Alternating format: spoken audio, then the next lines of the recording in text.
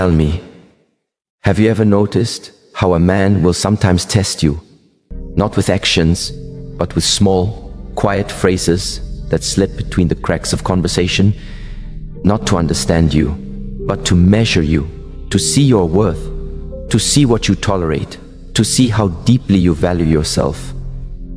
It is strange, isn't it, how a simple sentence can reveal the truth you've been avoiding about your own power. Stay with me, because when you hear this, you will finally realize that you are the standard, not the option, and it's time you started acting like it. 1. I was just joking. Don't take things so seriously. There is a moment, quiet, almost forgettable, when a man says something that stings your spirit just a little too sharply.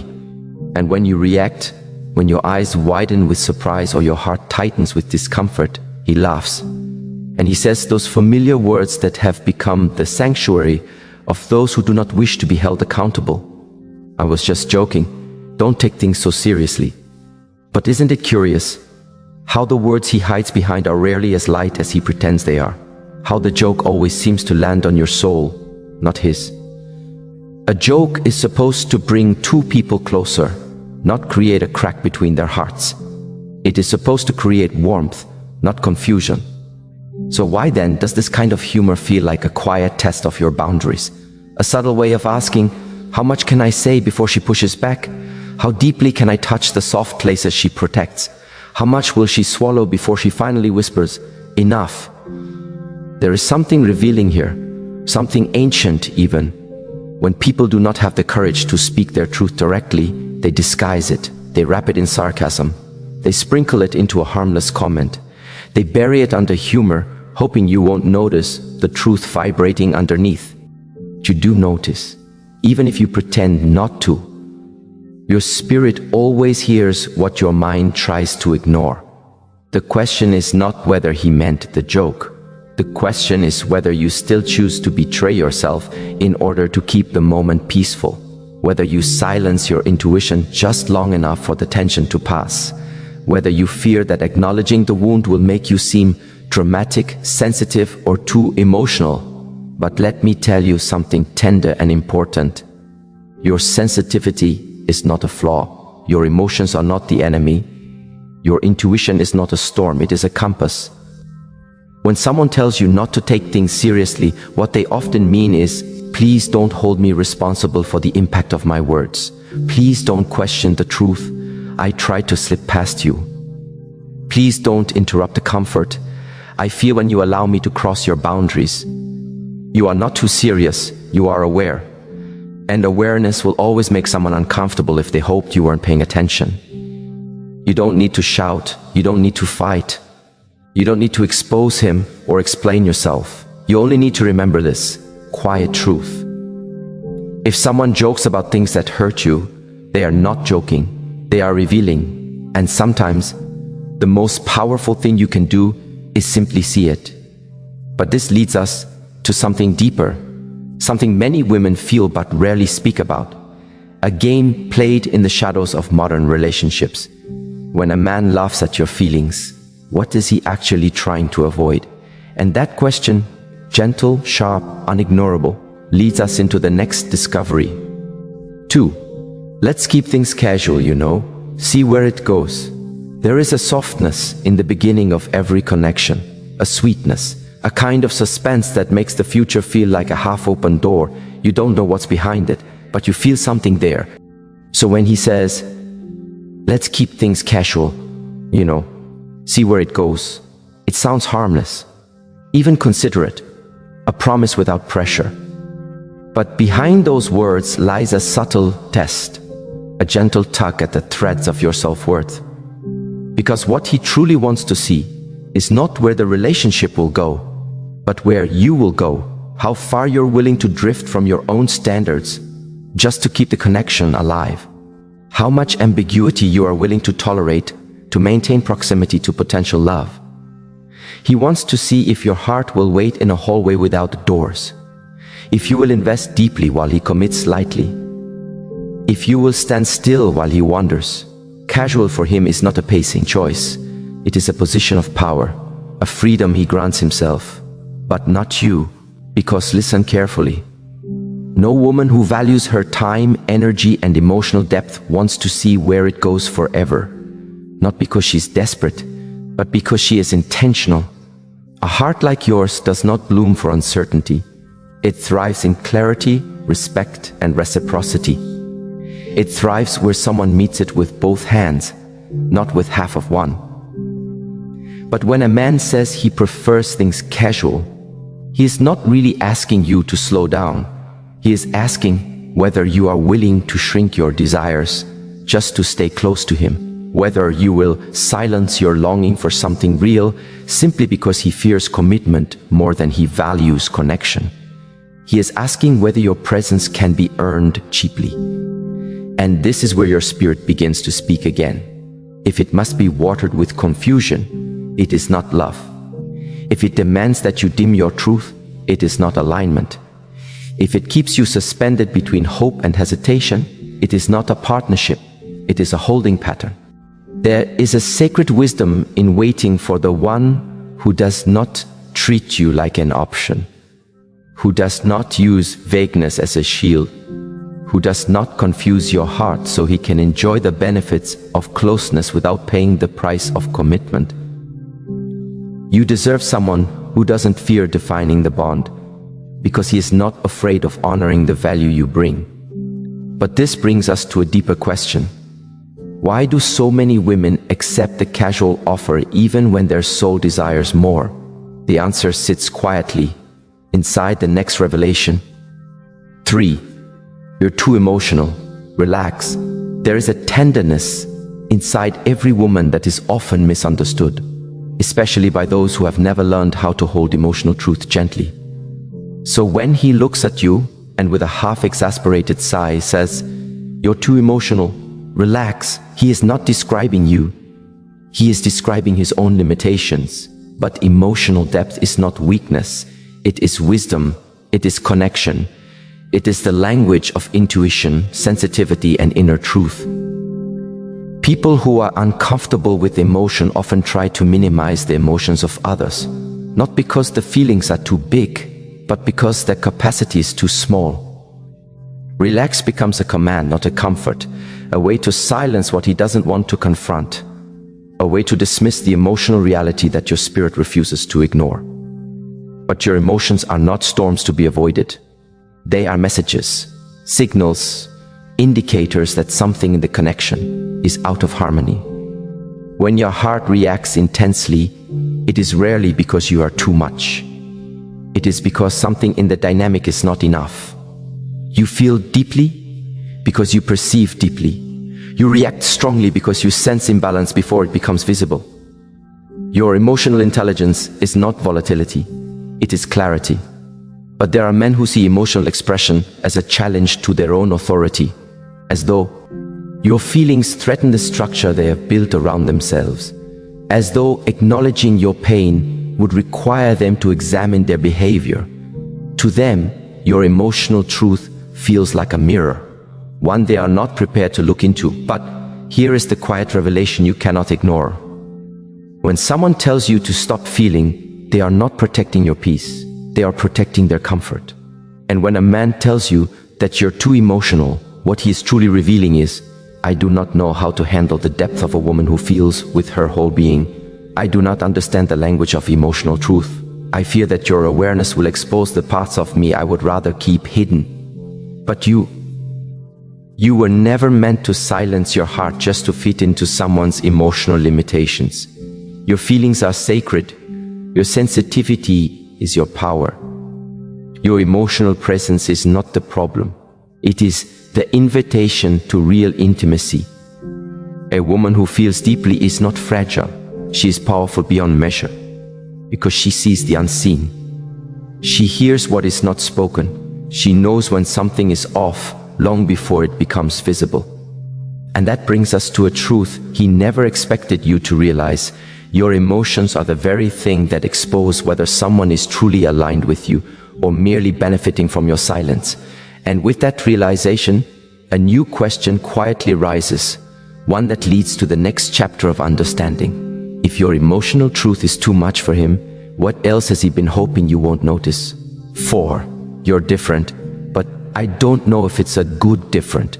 There comes a moment in almost every woman's story where a man looks at her, pauses for just a second longer than usual, and says something that feels like both a compliment and a caution. You're different, but I don't know if it's a good different. Such words appear general, telly on the surface, almost flattering. But if you listen quietly, beneath the softness hides a subtle uncertainty, a hesitation, a fear, because what he's truly saying is this: I see something in you that I cannot easily place. I sense a depth I was not prepared to encounter. I feel a strength I don't fully know how to meet. You become the reflection he cannot predict, the soul he cannot categorize, the presence he cannot manipulate through the usual patterns. You become the disruption to a rhythm he expected to control. When a man calls you different, it often comes from a place of awe twisted with discomfort, not because your essence is wrong, but because it is unfamiliar to someone who has lived comfortably in predictable relationships. You see, many men are used to women who bend, shrink, or adjust themselves for love, women who silence their boundaries just to keep the peace, women who fold themselves into smaller versions so that the connection doesn't fall apart.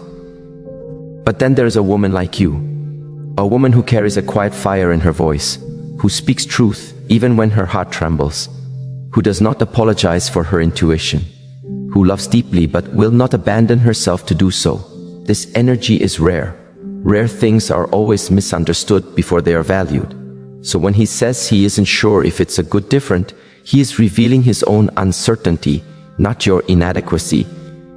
He is revealing a fear that he may need to rise higher in order to meet you. He is revealing that you do not fit into the emotional boxes he's used to sorting women into.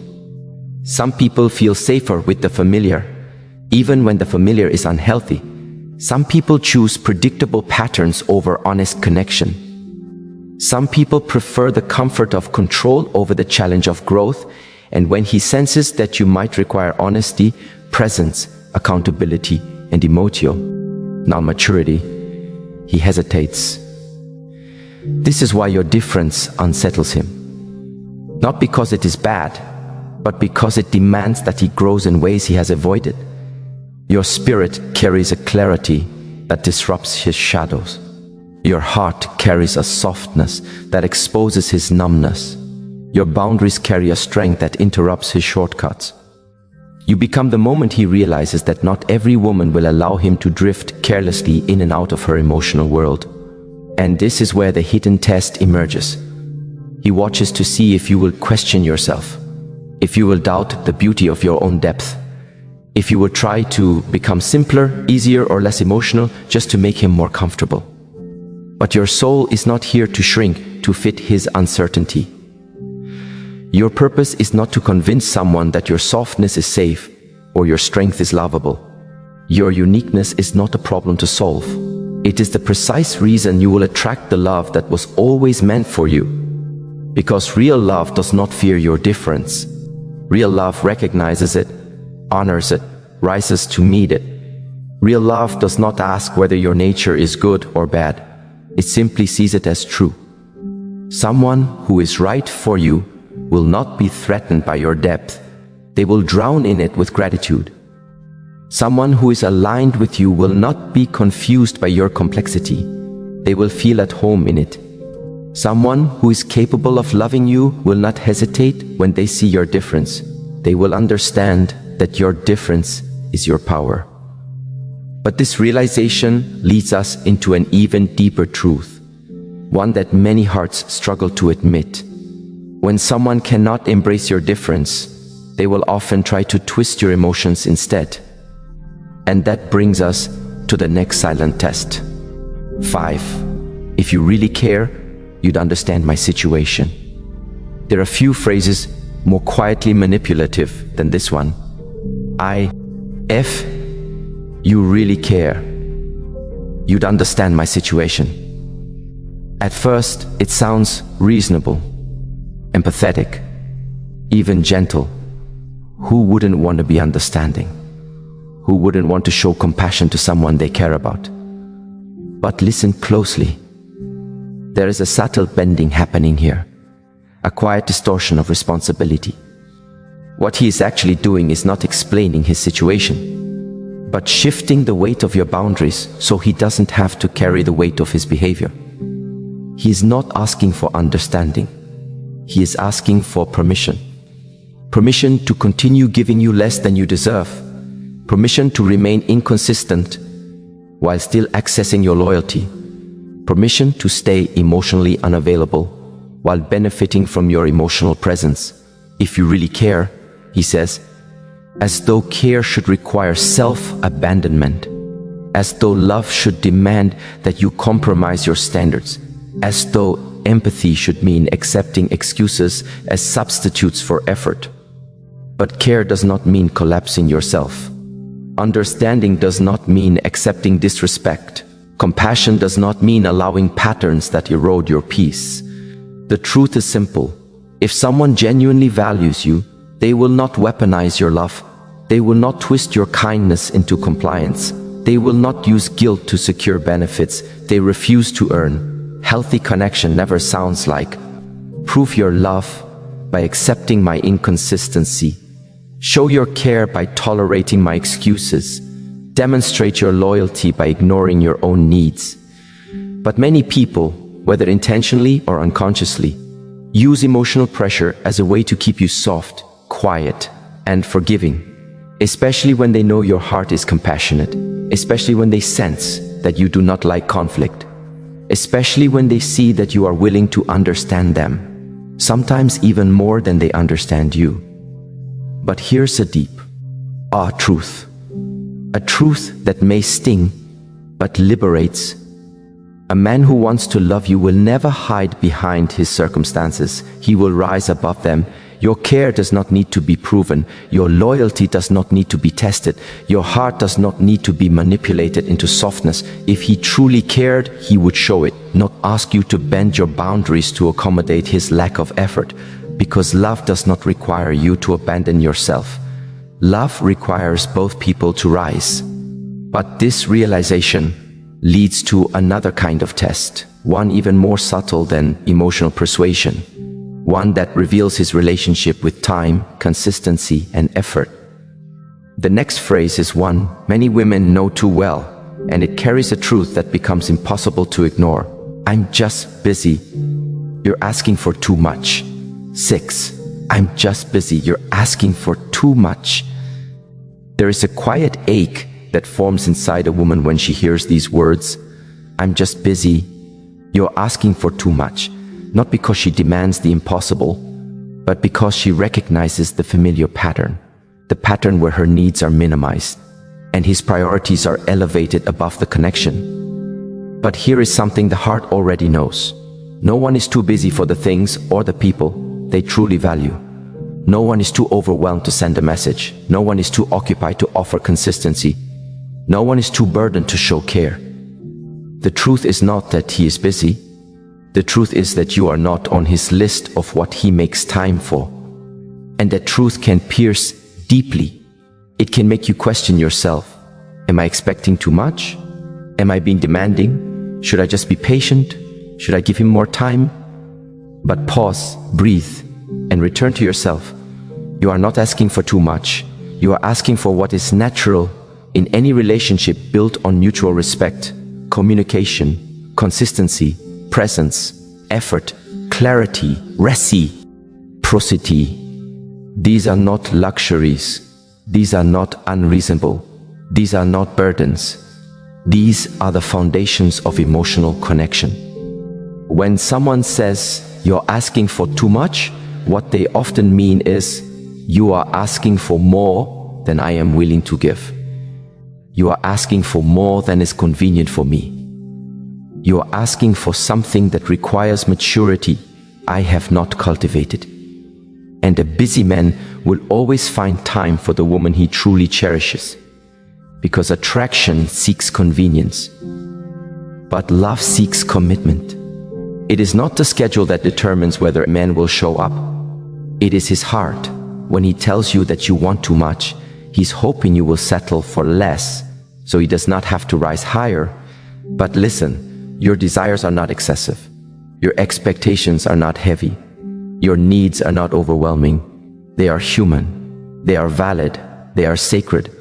When a man cares, he makes room for you, not excuses. When a man values you, he prioritizes you, not his convenience. When a man chooses you, he shows it, not hides behind busyness. And here is the quiet truth wrapped at the center of your spirit. If someone tells you that your needs are too much, they are simply not equipped to love someone like you. But this realization, this awakening, not only heals you, it prepares you for the next truth, the next revelation, the next layer of wisdom that awaits in the journey of self-worth. Because when a man tries to convince you that your standards are the problem, it reveals something deeper than his excuses. It reveals who he becomes when you start honoring yourself. 7. Let's not label this yet. There is a certain softness to this phrase, a calm, almost gentle tone that makes it feel harmless, even thoughtful. Let's not label this yet, but beneath the softness lies a hesitation. And beneath the hesitation lies a story your heart must learn to read. When someone tells you they don't want to label the connection, they are not protecting the relationship. They are protecting their options. They are preserving the ambiguity that allows them to stay close enough to feel your warmth, but distant enough to avoid responsibility for the fire they keep igniting. You see, unlabeled relationships create an emotional space where one person loves freely and the other loves conveniently. One person opens their heart and the other keeps their exit door unlatched. One person invests and the other withdraws without consequence. It is a space where you give and they take, not because they are cruel, but because ambiguity always benefits the one who fears commitment more than they value clarity. And maybe you've been there, in that quiet room between almost and not yet, where every moment feels intimate enough to feel real but undefined enough to remain uncertain, where you share laughter, secrets, and vulnerable pieces of yourself, only to be met with a faint fog of confusion. When you ask where it's all heading, you begin to wonder, is it too soon to ask for definition? Am I being impatient? Am I pushing too hard? Shouldn't love feel simple, not pressured? But clarity is not pressure. Honesty is not force. Definition is not imprisonment. Labels are simply reflections of truth. They show you where someone stands, not where you wish they stood. When a connection is genuine, naming it feels natural, not burdensome. When two hearts are aligned, commitment is not a discussion. It is a direction both naturally begin to walk in. But a heart that fears responsibility will always try to hide behind phrases that soften their avoidance. We're just having fun. Why ruin a good thing? Let's go with the flow. Why complicate it with labels? These statements are not about preserving peace. They are about preserving access. And here is the deeper truth. Most do not admit. A man benefits deeply from a relationship that is emotionally committed and physically connected, but romantically undefined. It grants him the warmth of companionship. Without the weight of commitment, it offers him loyalty. Without responsibility, it allows him to enjoy the best of you while offering the bare minimum of himself. But you deserve more than emotional limbo. You deserve more than a connection that feels full but remains undefined. You deserve a love that is not afraid to stand in its own name. Clarity is not a demand. It is an act of respect. Definition is not a burden. It is alignment. Commitment is not a trap. It is mutual truth. If he truly values you, he will not fear labeling what already feels real. He will not hesitate to honor the connection that has already grown roots in both your hearts.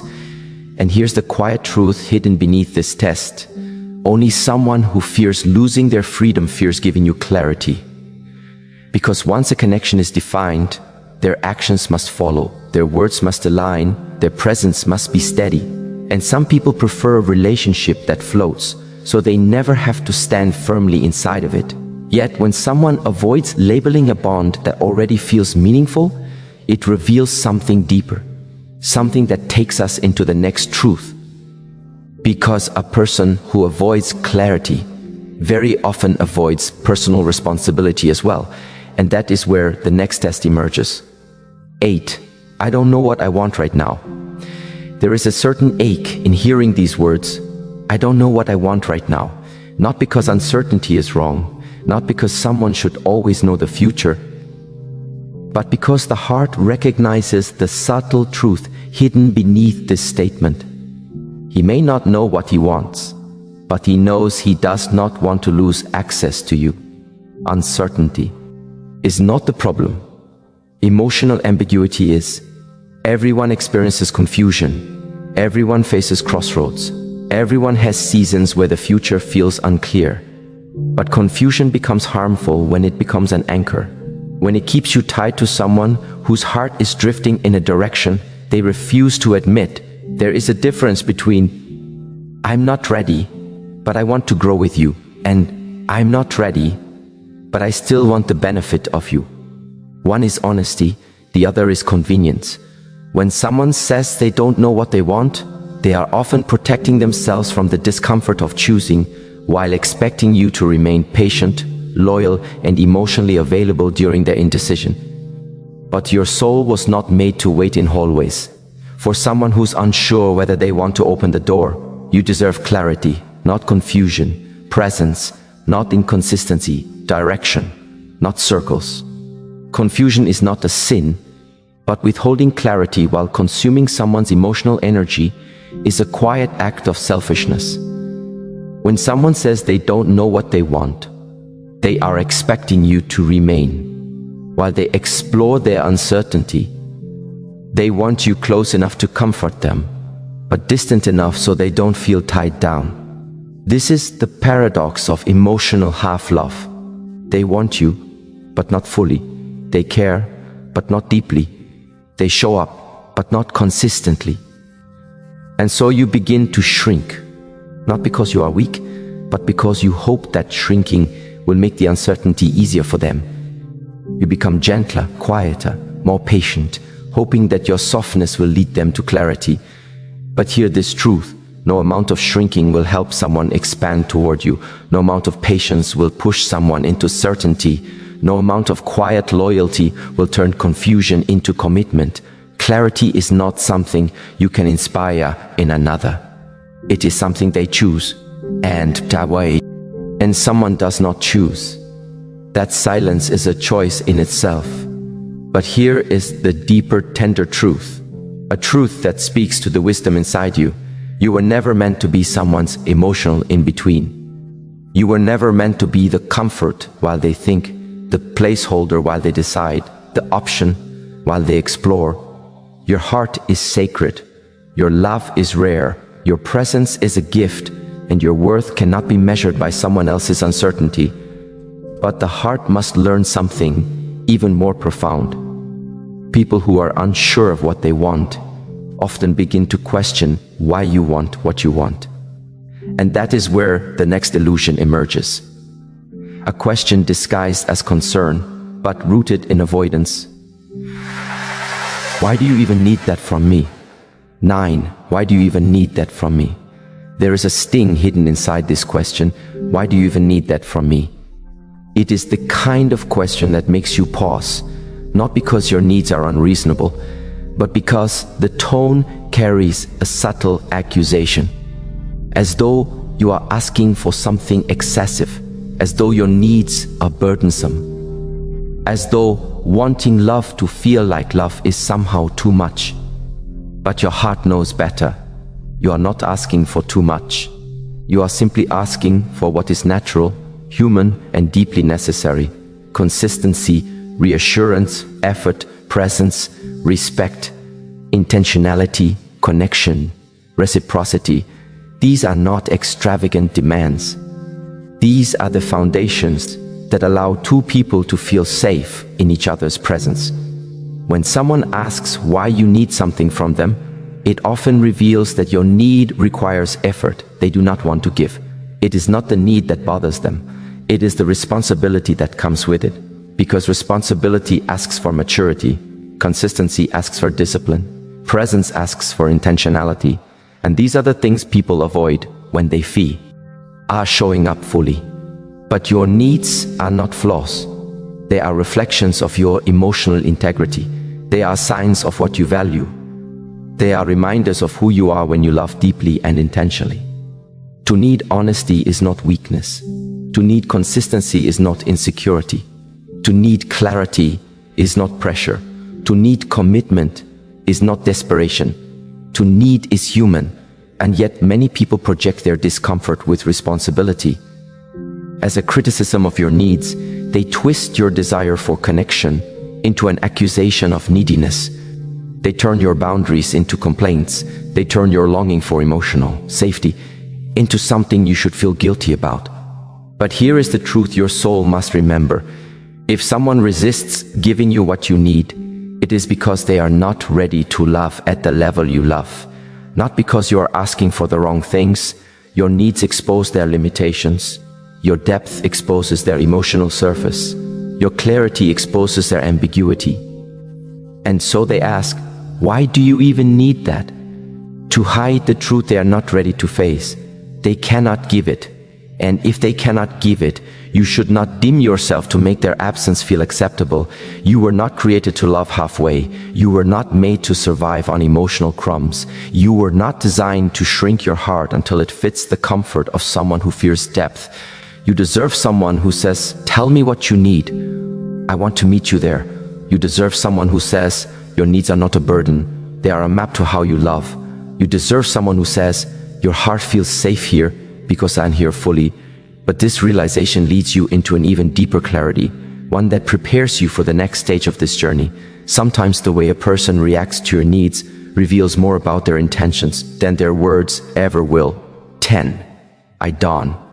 At care what you do, the test of your self-respect. There is a moment in every woman's life when she hears this sentence, spoken casually, lightly, as if it means nothing. I don't care what you do. Yet something inside her stirs, not loudly, not violently, but quietly, like a thread being pulled from deep within the soul. Because those 6 words are not simply a statement. They are a test, a mirror, a doorway. They ask you without asking, what do you care about? What do you think you deserve? What truth will you stand on when someone withdraws their interest, their attention, their presence, to see if you will lose yourself trying to pull them back? When someone says, I don't care what you do, they are asking whether your self-respect is rooted in their approval or in your own identity. And here is the quiet truth hidden beneath the noise of emotion. People only test you when they are unsure of themselves. People only pull away when they want to see who will chase. People only pretend not to care when they are trying to find the shape of your devotion. But you were never created to shrink into someone's uncertainty. You are not designed to fit into the small space they offer you when they are afraid of commitment, clarity, or emotional transparency. You were created to stand firm in who you are, even when someone else steps back hoping you will fall. True self-respect is not built in seasons of peace. It is crystallized in moments like these, when your dignity is quietly invited to step forward and speak for you. So the real question is not whether he cares, it is whether you do. Do you care enough about your own heart to walk away from emotional crumbs?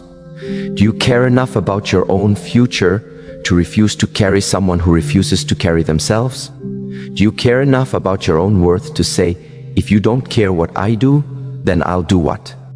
Honors me? Because here is the lesson hidden inside that phrase. A person who can so easily detach is someone who is still wrestling with their own sense of value. But that battle is theirs, not yours. Your work is different. Your work is to stand in your stillness. Your work is to stay rooted in your maturity. Your work is to rise above tests designed for those who have forgotten who they are. Sometimes the greatest demonstration of strength is not proving anything at all, simply allowing someone to reveal themselves while you remain anchored in truth. And here is the whisper behind it all. They do care, but they want to know if you care more. The moment you care more about your own soul than their ego, the spell breaks. And as you breathe into this realization, you will feel the shift. The quiet reclaiming of your center, the peaceful unfolding of emotional sovereignty, the remembrance that your value is not shaped by how someone tests you, but by how you answer with your actions. You cannot teach someone to care by abandoning your own self-care. You cannot earn sincerity by sacrificing your self-respect. You cannot build a future on the foundations of someone else's apathy. So when those words echo in your mind, I don't care what you do, let them guide you back to yourself. Because the greatest response to emotional distance is not desperation, but direction, the kind that leads you to the next revelation. Because the next test isn't about distance, it's about boundaries. 11. Do whatever you want. I'm not your father. The test of your emotional maturity. There are phrases that sound harmless, even playful, but carry a deeper intention beneath the surface. Do whatever you want. I'm not your father. At first, it might sound like freedom. It might sound like independence. It might even sound like someone giving you space to make your own choices. But listen closely, not with your ears, with your intuition. This phrase is a subtle test, not of your obedience, but of your emotional maturity. It is spoken when a man feels the growing weight of intimacy, not the romantic kind, but the relational kind, the type that demands responsibility, presence, accountability. When a man says, I'm not your father, what he's really testing is whether you will carry your own emotional load or place it on him. He wants to know, can you handle your inner storms without making him the umbrella? Can you make decisions without needing his validation? Can you choose your path without placing blame on him for the consequences? Because maturity is not measured by age, it's measured by emotional self-governance. This phrase shines a light on your relationship with decision-making. Do you choose from fear or from clarity? Do you seek permission or do you seek truth? Do you deflect responsibility or do you embody it? The mature woman does not need a father figure in a relationship. She needs a partner. She doesn't need someone to guide her like a child. She needs someone who understands that she already carries wisdom within her. And here is the paradox. The less you need a man to be your emotional caretaker, the more he naturally becomes emotionally available. Because men, just like women, respond to stability with intimacy. When you no longer require someone to carry your feelings for you, you create space for them to actually show up freely and willingly. But immaturity suffocates connection. It demands what it cannot hold. It asks for emotional safety without offering emotional safety in return. It tries to make someone responsible for wounds they did not create. And here is the quiet truth. You were not created to be dependent on anyone's emotional weather. You were built to navigate the storms of your own soul. And invite someone to walk beside you, not ahead of you, not behind you, but with you. This test, though disguised as a casual comment, asks you to examine your relationship with inner responsibility. Because the strongest relationships are built on two whole people, not on one adult and one emotional child. Every time you choose self-awareness over reaction, accountability over blame, growth over comfort, you reveal a deeper layer of your strength. And that strength becomes the very thing that draws the right kind of love toward you. But here is where this test becomes even more profound. A man will only respect a woman who respects her own inner boundaries. Which brings us to the next doorway. Because after maturity is revealed, the next challenge is how you handle pressure. 12. You're overreacting, the test of your emotional intelligence. This phrase is perhaps one of the most emotionally manipulative, yet revealing tests that a woman encounters. You're overreacting. At first, it stings. It shakes your confidence. It makes you question your intuition, your emotions, your interpretation of reality. But beneath that sting lies an ancient test. How will you respond when your feelings are dismissed? Will you shrink? Will you explode? Or will you rise into clarity? Because emotional intelligence is not the absence of emotion. It is the ability to feel deeply without losing yourself in the depth. When someone tells you you're overreacting, they are not evaluating the intensity of your emotions. They are evaluating the stability of your expression.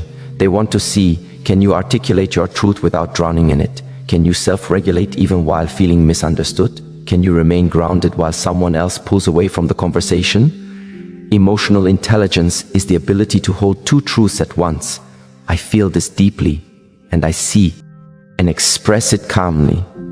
It is the dance between passion and composure. A person who uses this phrase wants to know whether you rely on emotional escalation to be heard, or whether you can speak softly and still command respect. And here is the secret. When you regulate your emotions, you elevate your value. Because emotional stability is not about being quiet, it's about being clear. Clarity cannot be dismissed. Calm cannot be manipulated. Truth spoken without chaos becomes impossible to ignore. When you respond with grounded confidence, I'm not overreacting. I'm expressing something that matters to me. You shift the entire energy of the encounter. You no longer fight for permission to feel. You claim your right to feel. You no longer need someone to validate your emotions. You validate them yourself, and that is emotional intelligence, the ability to remain present even when someone tries to destabilize you. But something even deeper happens in that moment. You show that your emotions are not wildfires, they are guided flames. You show that your heart is not fragile, it is awake. You show that your sensitivity is not a weakness, it is a form of awareness. When you master this balance, you become untestable, not because people stop testing you, but because your response makes the test irrelevant. And yet, the journey doesn't end here. Because once you master emotional intelligence, the next test will ask you something even more powerful. Can you remain aligned when love becomes uncertain? 13.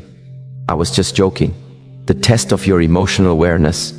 There comes a moment in every woman's journey where words become daggers dressed as feathers, soft enough to slip past your initial defenses, sharp enough to pierce the places you keep guarded. And one of the most subtle blades is a simple phrase, spoken with a shrug, a smirk, or a dismissive waff. E of the hand. I was just joking. But deep down, your heart knows the truth. Not every joke is innocent. Not every laugh is harmless. Not every playful remark is without intention. Because humor can be a mask. And behind that mask, a person reveals their true perception of you. Their frustrations, their insecurities, and sometimes their hidden resentments. When someone says something hurtful and hides behind a joke, they are testing something far more delicate than your sense of humor. They are testing your emotional awareness, your ability to sense what is real beneath what is spoken.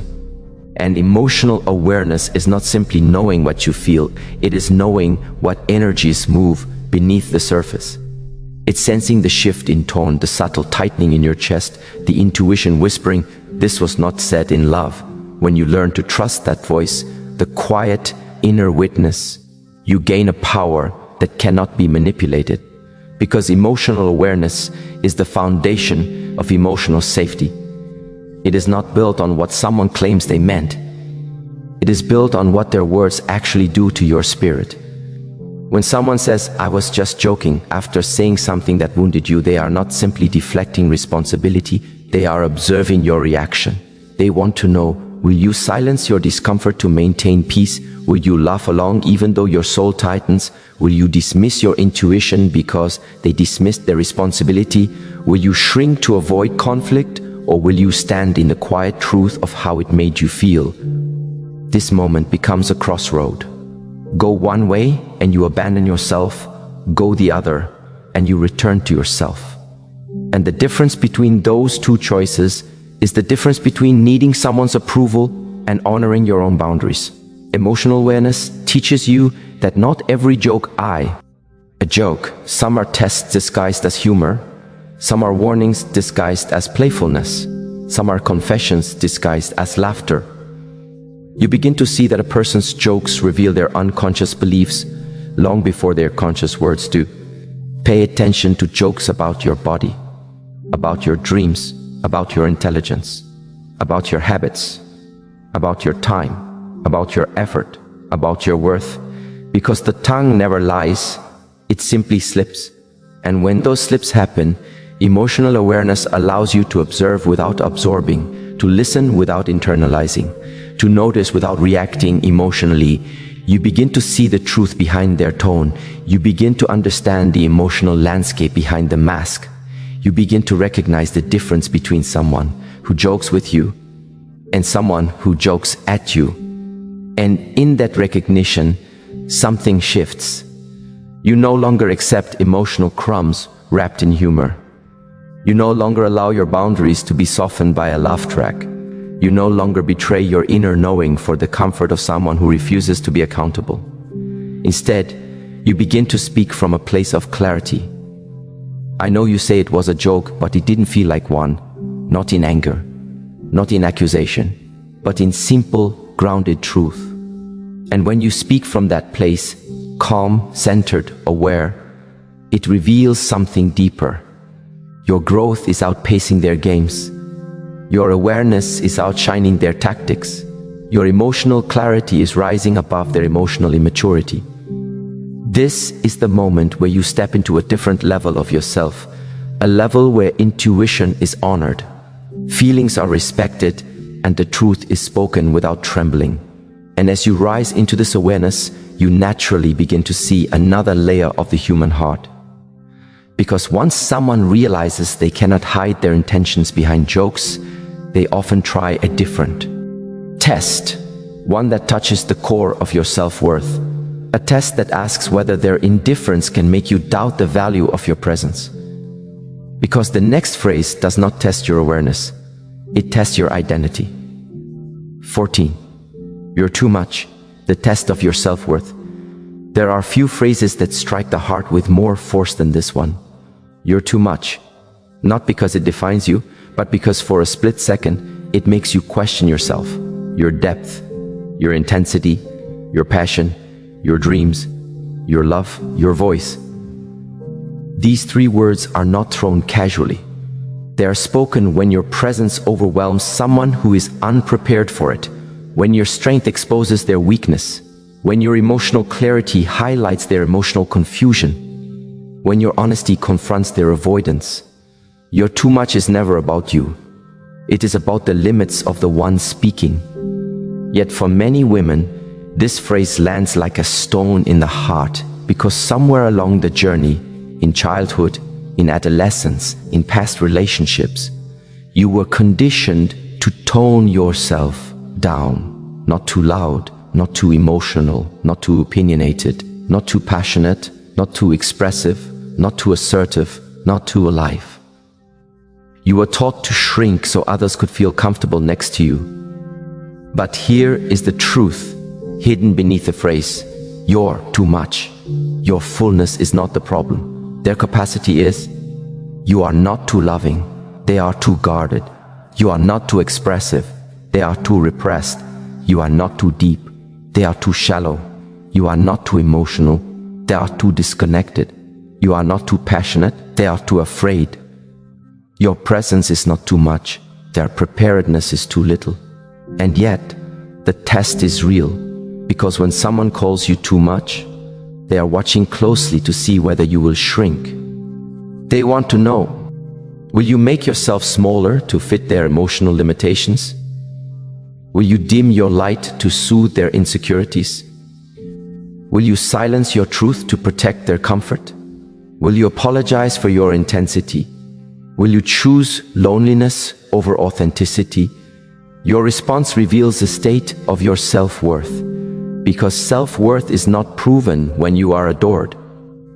It is proven when you are misunderstood. It is revealed when your fullness is met with discomfort. It is revealed when your fire is met with fear. It is revealed when your depth is met with avoidance. True self-worth whispers. You may think, I'm too much, and that's okay. I am not too much for me. And when you stand in that truth, not defensively, not aggressively, but peacefully, you rise into a different version of yourself. You become the woman who loves without shrinking, who speaks without apology, who expresses without permission, who feels without shame, who dreams without limits. And the more you embrace your fullness, the more life begins to rearrange itself around your identity instead of your insecurity. People who cannot handle your truth will drift away. People who cannot meet your depth will step back. People who cannot honor your presence will fall silent. And like the tide clearing the shore, their absence creates space for something new, for connections that do not fear your intensity, but welcome it, that do not shrink from your light, but grow within it, that do not call you too much, but call you just enough. Your self-worth is not measured by how many people stay. It is measured by how deeply you remain rooted in yourself when they leave. And as you anchor in this truth, something even more powerful begins to rise within you. The understanding that your worth is not given by anyone. It is remembered by you. And once you remember your worth, you begin to see that the tests do not stop here. Because after a person sees that you cannot be diminished by their words, they begin to test something even more delicate, the quality of your silence. And the next revelation begins where your voice meets the quiet. 15. Do you really think you deserve that? The test of your vision. There are moments in life where the question is not directed at your actions, but at your identity. Where someone's words don't challenge your choices, but challenge your right to choose. And few phrases strike this chord as sharply as the quiet, loaded question. Do you really think you deserve that? It seems innocent at first glance, as if someone is gently asking you to reflect. But beneath the surface, it carries an undercurrent that touches something far deeper. Your vision of yourself and the vision you have for your life. You see, when you begin to ask for more peace, more love, more respect, more stability, more alignment, the world subtly tests whether your mind has grown enough to hold what your heart is asking for. This phrase often comes during a season of elevation, a hidden whisper at the edge of your transformation. It shows up when you request better treatment, when you choose healthier boundaries, when you stop settling, when you speak up for your needs, when you finally embrace that your life is worth more than survival. Someone who feels threatened by your growth will question your deservingness because deep down, your expansion forces them to confront their own complacency. When you rise, your very rising challenges the excuses they have built their comfort upon. And so they ask, almost casually, do you really think you deserve that? Not because you don't, but because they haven't yet believed they do. What they are truly asking is, why should you have what I'm afraid to reach for? And this question becomes a mirror, one that reflects not their truth, but your inner dialogue. Because the real test is not whether you deserve it, but whether you believe you do. Do you believe your dreams are valid? Do you believe your heart is worthy of peace? Do you believe your soul deserves gentleness? Do you believe your boundaries are legitimate? Do you believe your desires are sacred? Do you believe your growth is justified? There is a quiet turning point in every journey where you stop asking for permission to want more because you realize that the mere existence of your desire is evidence of its possibility. Your dreams are not random. They are messages from the part of your soul that knows what you were created for. When someone questions whether you deserve what you're reaching for, breathe for a moment. Feel the ground beneath your feet. Feel the truth inside your ribs. Feel the quiet strength rising like the tide. You deserve what you are willing to grow into, not what you are taught to settle for, not what others expect of you, not what fear says you should accept. Your deservingness is not determined by another's comfort. It is revealed by your courage, the courage to want more, the courage to ask for more, the courage to hold more, the courage to walk away from less. And something powerful happens when you answer the question, not with explanations, not with defensiveness, but with a calm, unwavering yes. Yes, you deserve peace. Yes, you deserve respect. Yes, you deserve reciprocity. Yes, you deserve safety.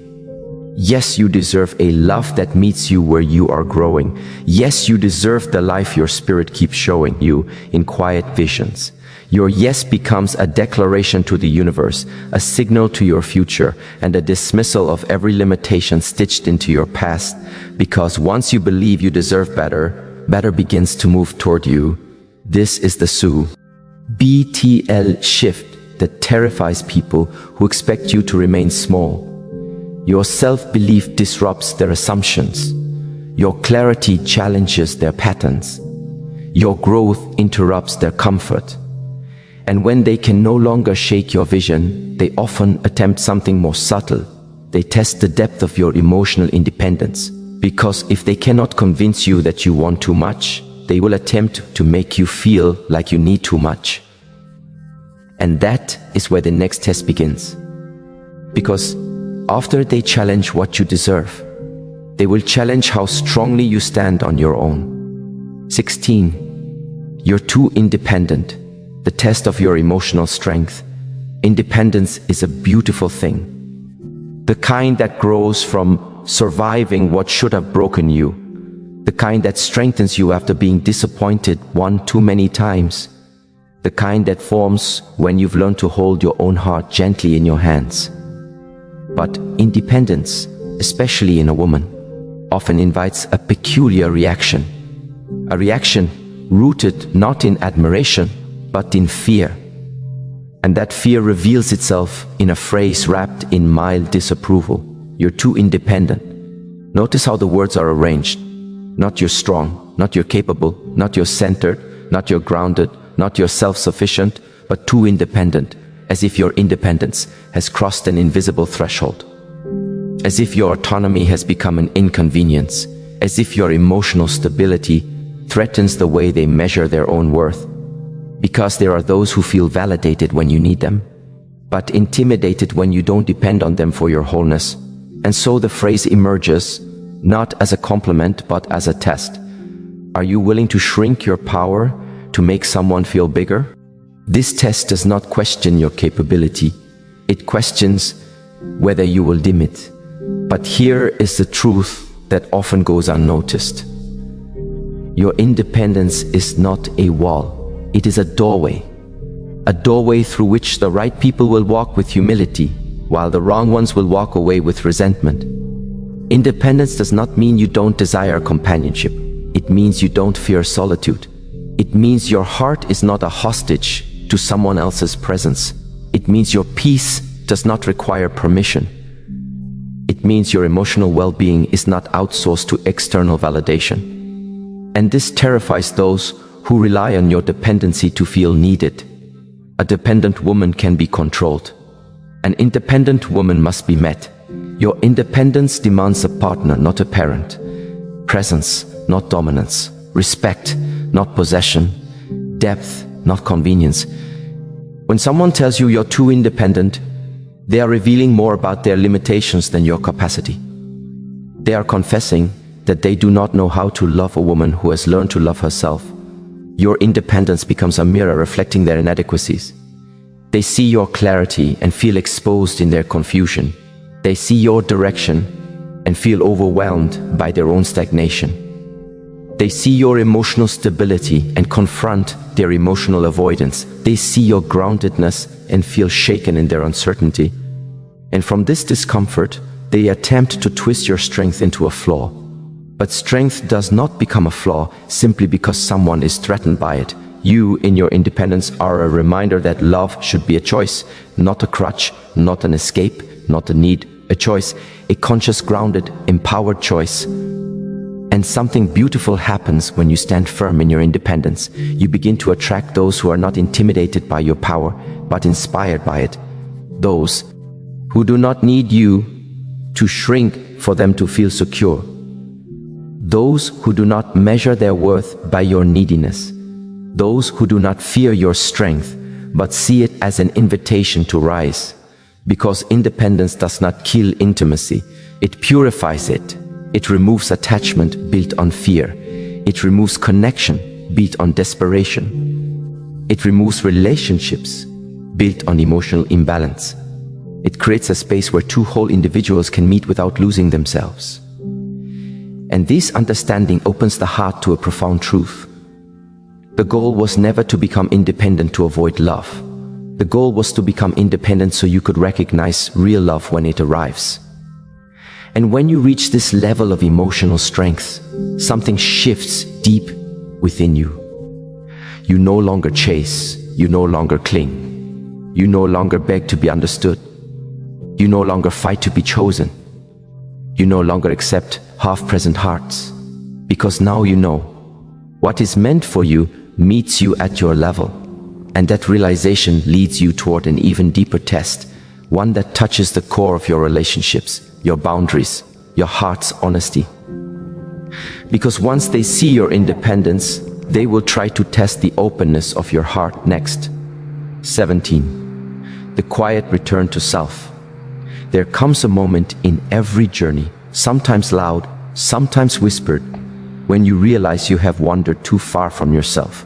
Not because life misled you, not because others pushed you into shadows, but because somewhere along the way, you placed every voice above your own. You held the world so close that your own heartbeat became a distant echo. And when you finally paused long enough to listen, you discovered how foreign you had become to yourself. This keynote begins with that quiet, almost trembling recognition. It is the moment you understand that the greatest heartbreak is not when someone leaves you, it is when you leave you. And returning requires softness, gentleness, a kind of patience that feels like learning your own language again. You begin by noticing small things, how certain people drain your light while others make your spirit breathe again, how your body reacts before your mind forms a thought, how your heart tightens in rooms where you pretend to shrink, how your dreams whisper at night, asking, "Do you remember me?" This return to self is not dramatic. It is not made of fireworks or loud declarations. It is made of subtle choices. Waking up 10 minutes earlier to sit with your breath, pouring sunlight into your day instead of chaos, speaking one truth you used to swallow, saying no to something you said yes to for years just to keep the peace. Choosing quiet not because you are afraid, but because silence has become your sanctuary. This return to self asks you to look in the mirror and not rush away. To sit with the version of you you abandoned, to let her know you are home again. You begin to recognize your own patterns, how you overgave to avoid feeling unworthy, how you became the hero for everyone else while saving nothing of yourself, how you carried burdens that were never yours, believing love required sacrifice even when it cost you your soul. But as you rise back into yourself, you begin to see something miraculous. You didn't lose your worth, you only misplaced your attention. And slowly, your soul begins to trust you again. It watches you choose differently. It watches you protect your peace. It watches you create boundaries not out of anger, but out of deep reverence for your own life. Returning to yourself is a sacred homecoming. It is remembering that you are not here to be diluted, dimmed, or distracted. You are here to be whole. And as you return, piece by piece, something else awakens. The realization that some people were only comfortable with you when you were lost. Some relationships thrived on your confusion, your silence, your self-forgetting. But now, your clarity threatens them. Your alignment disrupts the imbalance they benefited from. Your healing exposes the truth they hoped you would never see. And this return to self forces one more understanding. Some people cannot walk with the version of you who has finally come home. And that realization is the beginning of the next transformation. Because coming home to yourself is only the first step. The real question is what you do with this newfound inner power. And that leads us to the next keynote. When you finally return to yourself, the world around you shifts. Now you must decide who remains and who cannot continue with you.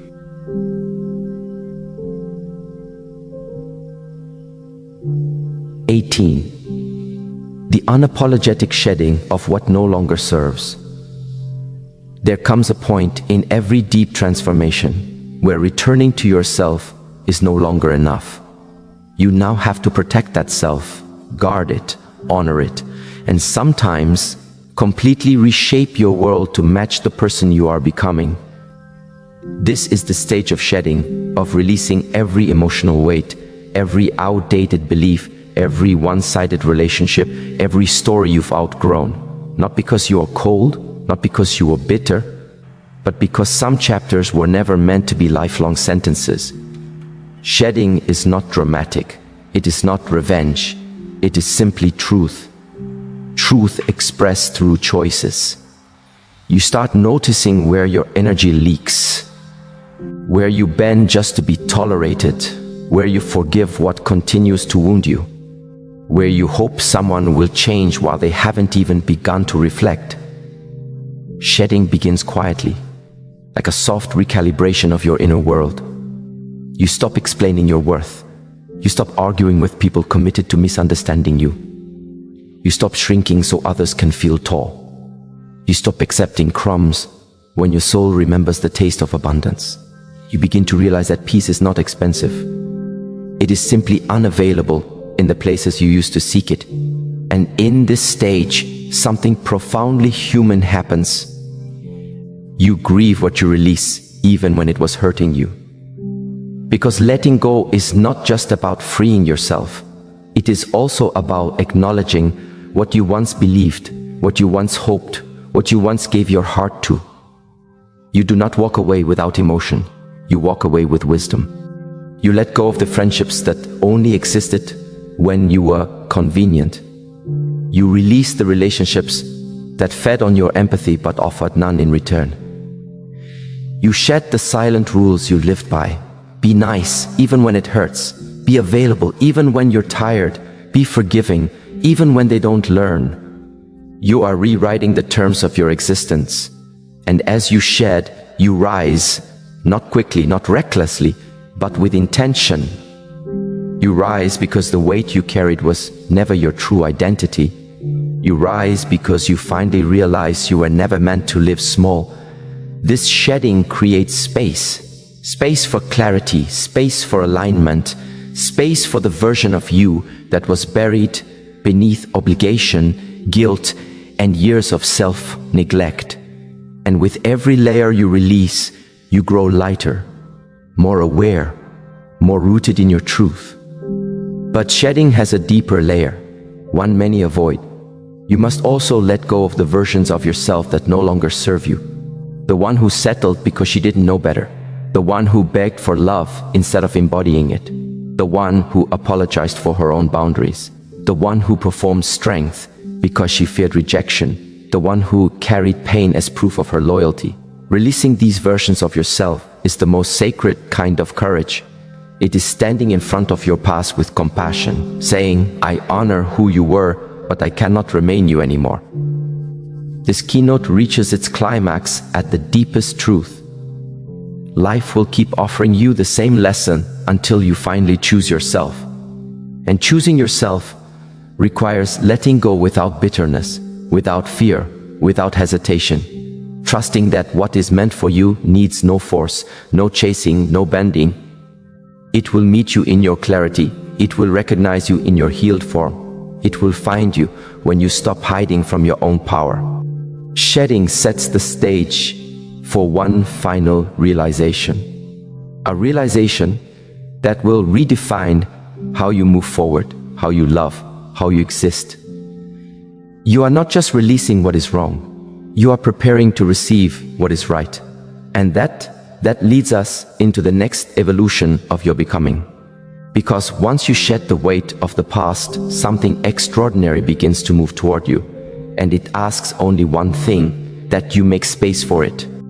And so, as all these reflections gather into one final breath, we return to the simplest yet most powerful truth of this entire journey. Everything you have walked through, every heartbreak, every awakening, every shedding, every quiet return to yourself, was preparing you for this exact moment. A moment where your soul finally sits upright inside your own life. A moment where your heart recognizes its own strength. A moment where you look back not with regret, but with reverence for the person you had to become in order to stand here. You have realized something profound. Life is not asking you to be perfect. It is asking you to be aligned, to live in a way where your steps match your spirit, where your decisions honor your inner truth, where your relationships reflect the depth of your soul, where your boundaries are not walls but sacred gates that protect your peace. The entire journey has been about remembering what was always yours: your power, your dignity, your intuition, your capacity to love without losing yourself, your ability to walk away without bitterness, your courage to stand alone without fear.